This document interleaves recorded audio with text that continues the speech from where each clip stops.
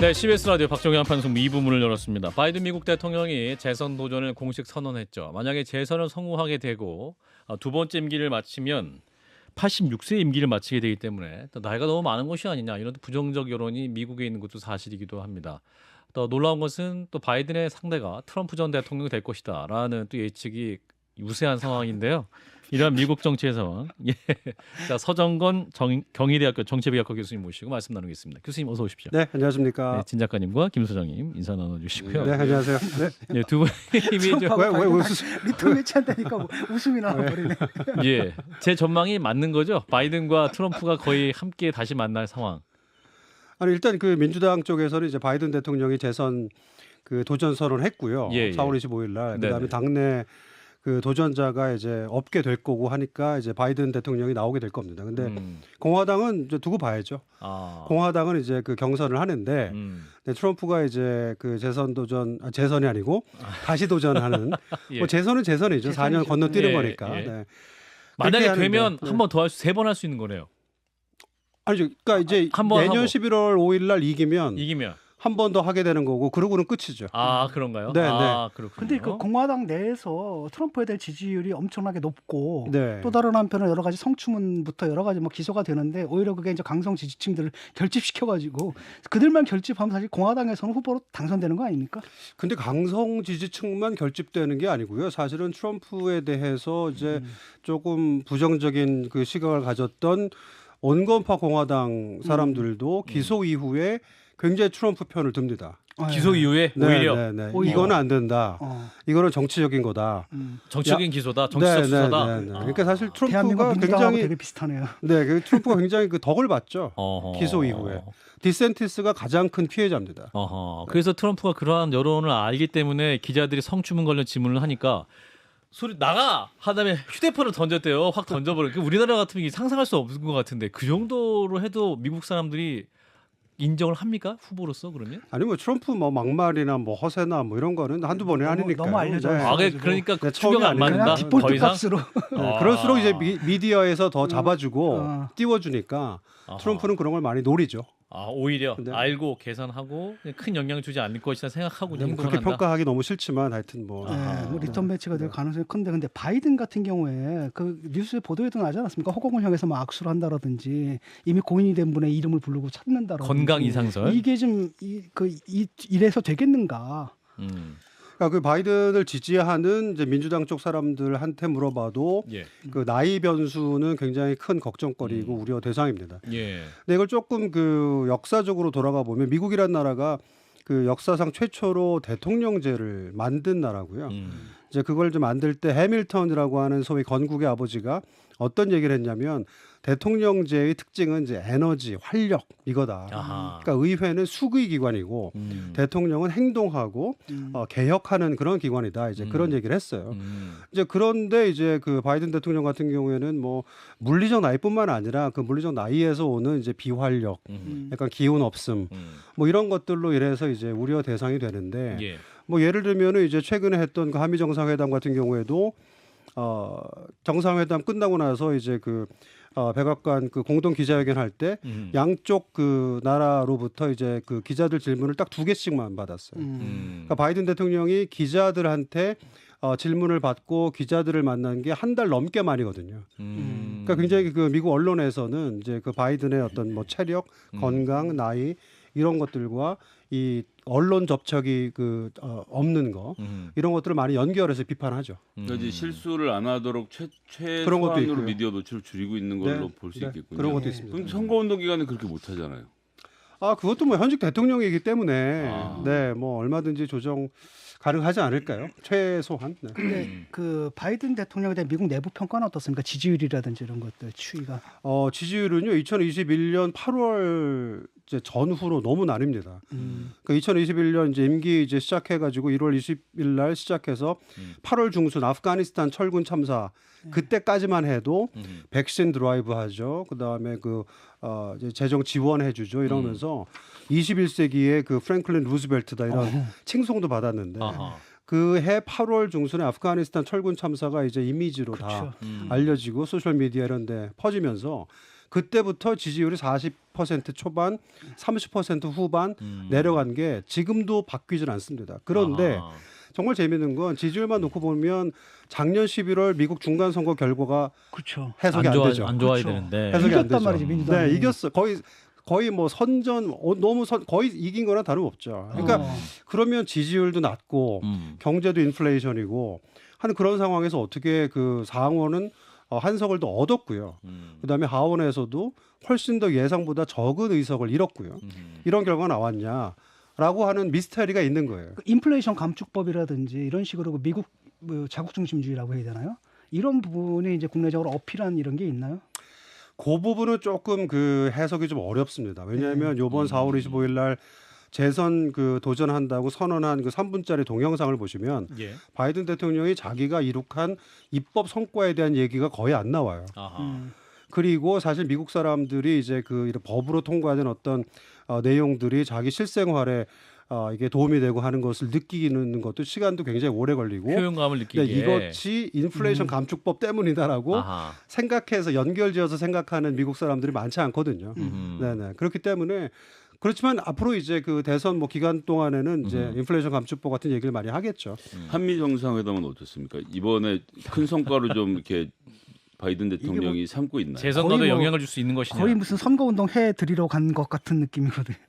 글쎄요, 뭐 한미동맹 뭐 70주년이고요. 사실 국빈 방문 뭐 마땅히 했었어야 되는 뭐 저는 그렇게 생각합니다. 그리고 이제 그 안보 우려라는 것이 분명히 있기 때문에 제가 생각할 때 성과라면 이제 그 워싱턴 선언이라고 하는 5글자. 국제 관계에서는 보통 장황한 설명보다 5글자. 이런 그 워딩 이런 것들이 중요할 수 있거든요. 그리고 제가 뭐 안보는 이제 제 전문 분야가 아니지만 좀 물어보면 결국 궁극적인 그 확장 억제책은 이제 주한미군 주둔이다.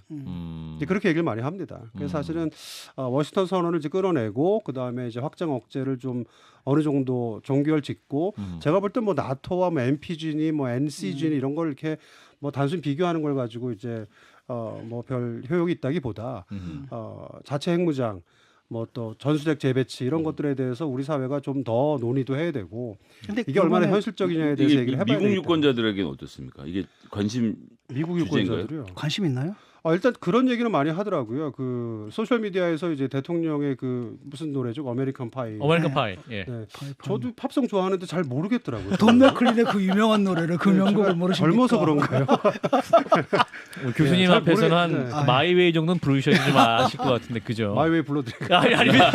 마이웨이를 압니다. 네. 마이웨이는 네. 근데 선곡이. 하여튼 그거가 굉장히 많이 이제 회자되고 있는 상황이고. 아하. 그다음 미국 그 상하원 합동 연설 그거는 굉장히 좋은 평가를 예. 받고 있죠. 그러니까 교수님 보시기에 이제 어떻게 보면 냉철하게 보시면 이게 정말 야당의 비판대로 빈손 외교 정말 얻은 게 없었던 한미 정상회담은 이렇게 봤을 때 교수님은 어떻게 판단하세요?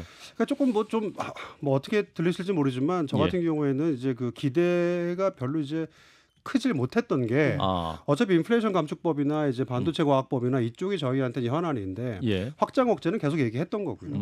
뭐 한미 동맹의 뭐 본질이기도 하고요. 그렇죠. 근데 어차피 이거는 이제 입법 정치 영역인데 행정부 수반끼리 만나서 뭔 얘기를 입법 정치를 바꿀 수 있는가 회의적이었고 또 하나는 바이든 대통령이 4월 25일 재선 도전을 드디어 선언했는데 예. 바이든의 그 재선 그 슬로건이 예. Make all things in America again입니다. 굉장히 어려운 영어를 지금 예. 그래서 해석해 주세요, 네, 네. 교수님. 모든 것을 다시 미국에서 만들도록. 예. 그 Make America Great Again이라고 왜 트럼프에게 트럼프가 또 또 있었죠. 그걸 조금 이제 그 이제 연결지어서 변형했네요. 이제 하는 겁니다. 그러니까 예. 한국이라는 동맹 국가에게만 특혜를 줄 수 있는 그런 미국 국내 정치적 토양은 더 이상 아니다. 프랑스, 독일, 일본 다 인플레이션 감축법, 반도체 과학법에 불평 불만 갖고 있는데 이미 지금 미국은 내년 11월 그 대통령 선거 모드로 돌입했고요. 바이든의 중심 그 슬로건은 미국 내 생산, 미국 내 일자리 창출, 미국 내 투자 이렇게 지금 가고 있는데 사실 그 네. 얘기는 트럼프도 얘기했잖아요. 왜 애플 왜 밖에서 만드냐? 미국의 일자리를 뺏겼다. 근데 네. 그런 그러니까 경제 정책 연장선에서는 바이든이랑 크게 차이가 없는 거네요. 그러면. 크게 차이가 없지만 예. 조금 더 따지고 가보면 트럼프는 행정명령으로 했어요. 그다음에 바이든은 입법 정치란 거고요. 행정명령으로 하면 대통령이 마음만 먹으면 바꿀 수가 있어요. 있는데. 아하. 입법 정치는 한번 법이 항구적이다. 통과되면 바꾸기 어렵죠. 아하. 그리고 트럼프는 미중 관계에 있어서 통상 문제만 얘기했습니다. 트레이드만. 그런데 이제 그 바이든 대통령으로 넘어오면 통상 문제보다는 과학기술 쪽으로 넘어가요. 왜냐하면 과학기술 커뮤니티가 민주당하고 가깝습니다. 아하. 그래서 민주당 입장에서는 반도체 과학법 같은 거 통과시키는 게 이제 과학기술 커뮤니티하고도 가깝고 미중 경쟁, 중국 견제 얘기도 되고 뭐 이런 식이 되는 공급망 해결 이런 문제 되는 예. 거죠. 그러니까 조금 들어가 보면 조금 예. 차이가 있는데 그런 것들에 대해서 저희가 또 좀 분석을 많이 해야 되겠죠. 좋은 포인트네요. 예, 부통령은 어떻습니까? 지금 그런 얘기도 있지 않습니까? 어차피 저 나이가 많아가지고 임기 못 챙기니까 공화당 측에서는 사실상 이건 대통령을 뽑는 선거가 아니라 부통령을 뽑는 선거다. 민주당에게는 네, 이런 네. 말이 있는데 지금 현재 부통령 같은 경우에 유력한 대선 후보가 될 수가 없는 건가요? 카멜라 해리스. 그러니까 그 미국 그 민주당의 어떤 그 내부 사정, 뭐 미국 민주당의 역사 이런 것들을 조금 이제 그 들여다 봐야 좀 풀립니다. 왜냐하면 마이클 두카키스라고 이제 매사추세츠 주지사가 1988년에 아버지 부시랑 붙었다가 졌어요. 그 이후부터 미국 민주당에서는 꼭 중도파가 대선 후보로 나옵니다. 아하. 빌 클린턴, 뭐 오바마, 뭐 힐러리, 그다음에 뭐 이번에 그 바이든. 근데 이제 그 카멜라 해리스가 누구냐면 이제 중도파예요. 그러니까 재밌는 게 민주당은 정말 점점 더 진보파가 장악하는 정당이 돼갑니다. 샌더스류에. 그런데 대선 후보는 진보파에서 나오면 여전히 필패 가능성이 높아요. 아하. 그러니까 지금 카멜라 해리스라는 부통령이 개인적으로 인기가 높지는 않습니다. 그런데 중도파이기 때문에 대선 후보로 나갈 수 있는 일단 좀 그 이점들이 있고요. 더군다나 해리스한테 이제 유리하게 돌아가는 거는 앞으로 지금 그 선거 국면에서 이슈가 낙태 문제, 그다음에 인종 문제 이런 것들을 이제 카멜라 해리스 부통령한테 유리하게 그 전개될 수 있는 그런 이슈들이죠. 어떤 의미에서 유리한 겁니까? 이게? 지금 그 작년에 그 낙태 원래 1973년 연방대법원 결정에 의해서 낙태를 전국적으로 허용했는데 예. 작년 대법원 결정으로 그걸 번복했잖아요. 번복했죠. 번복했다는 게 금지하는 게 아니라 각 주가 알아서 정한다 이렇게 된 건데 예. 어떤 주는 미시시피나 무슨 이런 남부주에 가면 뭐 그 임신 후 이제 6주가 지나면 낙태가 절대 안 되거나 뭐 예외 사항도 이제 인디애나주 같은 데는 이제 그 허용하지 않습니다. 그럼 그런 주에 사는 여성들이 뭐 예를 들면 콜로라도 같은 경우에는 임신 기간 아무 때나 이제 낙태할 수 있거든요. 그런 데로 그 이사갈 수 있느냐? 그렇지 않거든요. 그러니까 낙태 그의 자유. 그러니까 요번에 그 바이든이 그 비디오에서도 강조했던 그 단어와 개념이 자유입니다. 원래 자유는 공화당 어젠다인데 민주당이 끌고 온 건 낙태의 자유, 투표의 자유, 그다음에 총기 위협으로부터 안전할 수 있는 자유. 안전할 수 있는 자유. 네, 근데 이 세 개가 다 어떻게 보면 민주당은 다 똘똘 뭉치게 하고요. 공화당 내에서는 약간 이견이 생기게 하는 아주 좋은 이슈입니다. 그런 것들을 담아서 재선 도전 선언 비디오에 넣은 거죠. 근데 그 투표의 자유란 건 뭘 말하는 겁니까? 지금 그래서 사실은 또 연결지어서 드릴 수 있는 말씀이 지금 뭐 트럼프 대 바이든이냐 뭐 누구 대 누구냐 이런 구도도 중요하지만 2020년 팬데믹 대선 때부터 미국 그 선거 양상이 많이 바뀌었어요. 선거인단 방식으로 하는 투표. 네, 그 선거인단 투표 방식인데 미국에서 그 동안은 이제 하루만 대통령 선거를 했지 않습니까? 투표를. 근데 이제 그게 공휴일도 아니에요. 그렇기 때문에 2차 대전부터 이제 2020년까지는 공화당에 어쩌면 유리한. 그래서 파퓰러 보팅으로 다 세보면 민주당이 뭐 300만 표 더 많은데 공화당이 대선을 이기는 이제 그런 양상들이 생겼지 않습니까? 근데 이제 2020년에 팬데믹이 생기면서 미국의 투표 양상이 바뀐 게 이제 조기 사전 투표를 많이 합니다. 그 전까지만 해도 사전 투표를 거의 안 했었어요, 미국은. 예. 근데 사전 투표가 활성화되면서 투표 기간이 2주, 3주 늘어나니까 맞아요. 이제 민주당의 전통 지지층인 이제 좀 이렇게 경제적으로 어려운 분들, 뭐 젊은 사람 이런 사람들이 아무 때나 투표하면 되니까 투표율이 올라가는 거예요. 그래서 2022년 중간 선거를 어떻게 바이든이 이겼냐 아까 우리 나온 얘기처럼 그것도 사전 투표 활성화에 요인이 크다. 아하. 그러면 2024년 대선도 결국에는 투표의 자유를 주장하는. 왜냐하면 근데 지금 애리조나나 조지아 같은 굉장히 중요한 경합주 내에 의회는 또 공화당이 장악하고 있습니다. 공화당 주 의회에서 투표의 자유를 좀 규제하는 그런 법안들을 만들려고 그래요. 아하. 자기 아이디 안 가지고 오면 투표 못하게 하는. 근데 미국에 주민등록증 없거든요. 여권 없는 사람은 더 많고요. 드라이브 라이센스 뭐 이 네, 정도만. 그런 거 안 가지고 오면 투표 못하게 하는 그런 거를 이제 딱 집어서 바이든이 투표의 자유 이렇게 얘기하는 거죠. 공화당에서 받기 참 애매모호하겠네요. 애매하죠. 명분도 없고. 네. 그러니까 이게 구조적으로 민주당에게 대선이 유리해지는 지금 국면일 수 있다.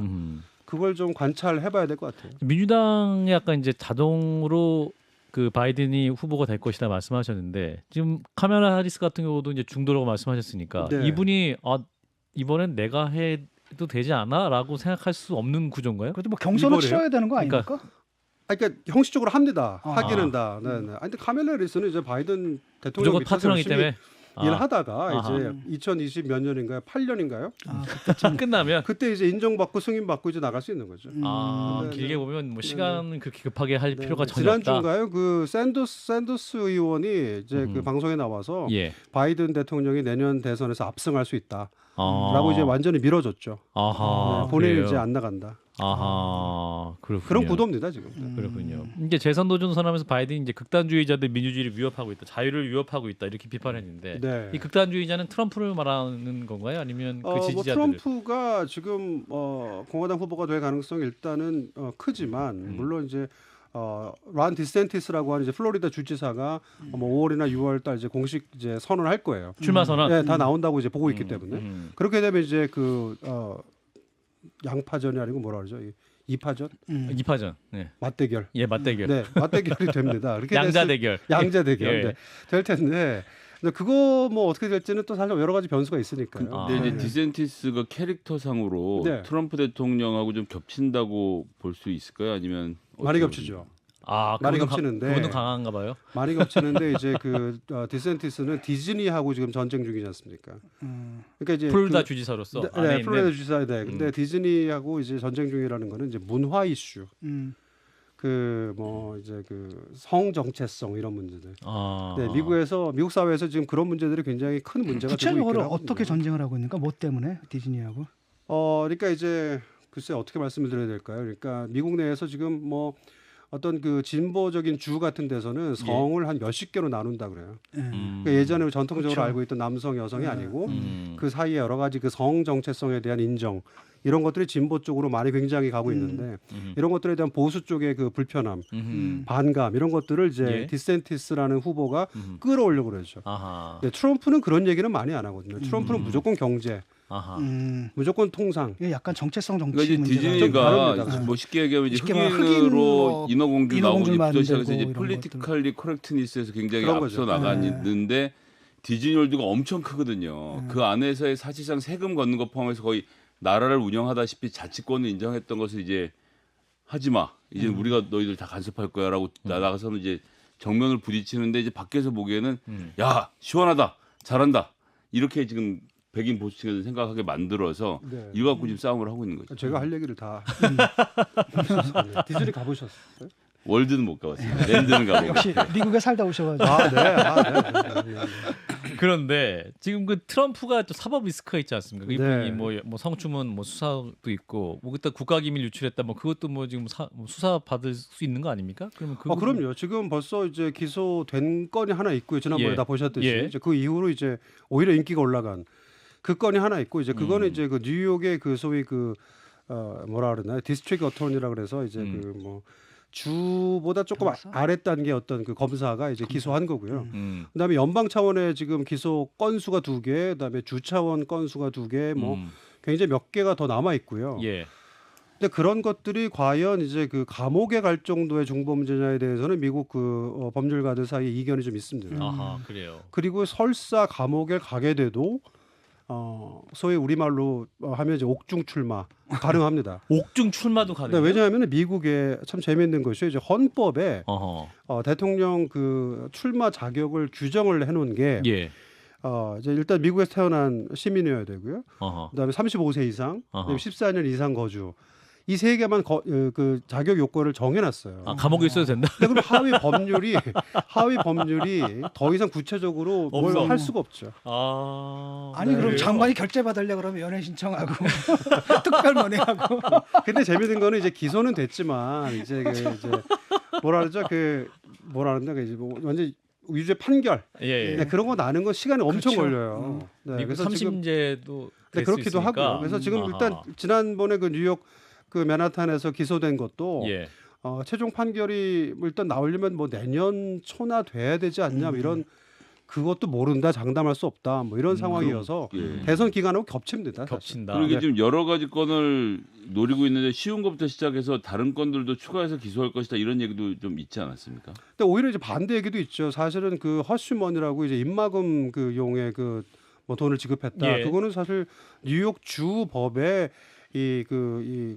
뭐 회계 장부를 적는데 잘못이다라는 건데 사실 트럼프가 앞으로 직면하게 될 기소 그 내용들이 훨씬 더 심각한 민주주의 해를 끼치고 뭐 내 표 찾아내라 아니면 1월 6일 날 뭐 의사당 그 폭동 사건 그렇죠. 배후 조정 이런 것들 훨씬 더 중한 그렇죠. 범죄일 수 있는데 예. 오히려 뭐 성추문 이거 뭐 사실 뭐 트럼프만 그러는 것도 아니고 그러니까 이걸 너무 먼저 일찍 터뜨려서 공화당 쪽 단결을 불러온 역효과가 있지 않았냐라고 민주당 내부에서 약간 좀 뭐 반성 내지는 뭐 좀 비판도 좀 있습니다. 그렇군요. 그러니까 이또 사법 리스크도 좀 추이를 좀 지켜봐야 된다. 네, 뭐 시간도 이런- 걸릴 거고요. 그렇군요. 근데 이제 우리나라 국민의 입장에서는 지금 트럼프도 지금 76세 아닙니까? 네.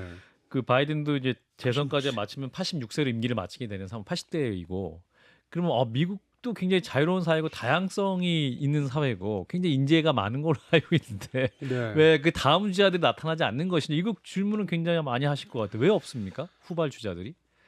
제가 뭐 미국 사람도 왜 없는지는 잘 이게 모르겠고요. 제 추론하건데 정치학자로서 예. 네, 일단 두 가지인데요. 하나는 다 이제 공부를 더 해봐야 돼, 연구를 해봐야 되는 건데 네. 하나는 양극화가 미국 정치에서 1980년대 말부터 굉장히 심화돼서요. 양극화가 어마어마합니다. 근데 이 양극화 현상이 미국 청년 세대에게 있어서 정치 참여에 대한 그 어떤 동기 이런 것도 굉장히 많이 꺾지 않았나. 어차피 정치에 진출하고 정치의 뜻을 둬봐야 이미 양극화되어 있는 미국 정치에서 무엇을 바꿀 수 있는가라고 하는 회의감. 정치인 자체가 그 직업 자체가 매력적인 직업이 더 이상 아니다. 네. 아하. 옛날만 해도 이미 미국 클린턴이 그런 말을 했던 기억을 나거든요. 2000년 초반에 지금 똑똑한 젊은이들은 정치권 워싱턴 안 온다. 다 실리콘밸리 가지. 네. 그런 얘기도 하죠. 그런 차원이 있고요. 또 하나는 좀 더 역사적으로 보면 뭐 남의 나라니까 뭐 걱정 원래부터 안 하지만 걱정 안 해도 될 것이 약간 안 해도 사이클이 있습니다. 사이클이요. 예를 들면은 트루먼 아이젠하워 해서 막 이 노쇠한 정치하다가 케네디 나오고요. 레이건 뭐 아버지 부시 막 이러다가 이제 그 빌 클린턴 오바마 나오고 40대 나오고요. 네, 그다음에 또 좀 시간 지나 오바마 나오고요. 그러니까 뭐 크게 걱정 안 하셔도 또 젊은 친구들이 나와서 미국 정치 할 거- 걱정은 우리나라 정치. 우리가 남 걱정할 때가 아닙니다. 네, 남 걱정할 때는 예, 교수님 남은 2분 동안 우리나라 걱정을 좀 해봐야 될 것 같은데 이런 이제 미국 정치, 미국 민주주의의 어떤 상황 자체도 우리 정치에 분명 영향을 끼치지 않습니까? 우리 네. 정치에 주는 시사점이라고 할까요? 좀 교수님 어떤 부분을 우리가 좀 주목해야 될 필요가 있을지. 그래서 방금 말씀드린 것처럼 양극화 현상이 이제 그 청년 세대, 미래 세대에게 주는 어떤 심리적 나쁜 영향 뭐 이런 것들에 대해서 우리도 한번 생각해 봐야 될 필요가 분명히 있고요. 또 하나는 사실 양극화 현상 가운데 아이러니한 것이 이 중도층의 어떤 중요성 향상 이런 것도 있다. 그러니까 결국 바이든도 결국 내년에 트럼프와 맞대결할 때 지금 현재 공을 들이는 것은 뭐냐면은 그 소위 경합주 안에 내에 있는 그 중도층, 그래서 무당파층 이런 사람들한테 공을 많이 들이거든요. 그러니까 결국 양극화가 심각할수록 중도의 역할, 중도층 유권자들의 목소리, 의견 이런 것들이 더 부각될 수밖에 없는 그런 구도가 있어요. 그러니까 선거 이기려면 결국에는 5대 5인 나라에서 6대 4가 돼야 되지 않습니까? 그렇죠. 근데 6대 4가 되려면 결국 중도층이 중요하다. 이거는 미국뿐만 아니라 우리나라에도 중요한 시사점이 될 것 같습니다. 옛날에 이런 느낌이 있었거든요. 그러니까 민주당 정권이 잡으면 저쪽도 민주당이었으면 좋겠고, 그다음에 그 미주 어느 정권이냐, 민주당 정권이냐 이거에 따라 달라졌는데 요즘은 그냥 누가 되든 뭐 아무 차이가 없다는 느낌이 드는데 그게 맞는 건가요? 그 느낌이? 미국이 뭐 공화당이 되든 네. 미국 민주당이 대통령이 네. 되든 우리나라에 미끼친 영향이 별로 없는 것 같다 이런 말씀. 그렇죠. 차이가 사실은 별로- 그러니까 미국이 제가 늘 말씀드리지만 이제 이라크 전쟁 실패, 2008년 금융위기 이후 그 이후에 완전히 미국이 변했습니다. 오바마 시대부터 해서 자국 중심주의, 미국 우선주의, 뭐 트럼프만 내세우는 건 아니고요. 네, 민주당 보셔도 그 뭐 자국 우선주의 뭐 오히려 더 심할 수도 있고요. 더 영속화될 수도 있고요. 네, 그런 상황입니다. 네, 또 이러한 미국 정치의 흐름의 변화, 또 우리 정부도 냉철하게 인식을 하고 또 이 국제사회가 어떻게 살아남을 것인가 더 진지한 고민이 필요해 보입니다. 자, 오늘 아주 깊이 있고 재밌는 귀한 말씀 들었습니다. 경희대학교 정치외교학과의 서정건 교수였습니다. 고맙습니다, 교수님. 네, 감사합니다. 좋아요. 구독. 알림 설정.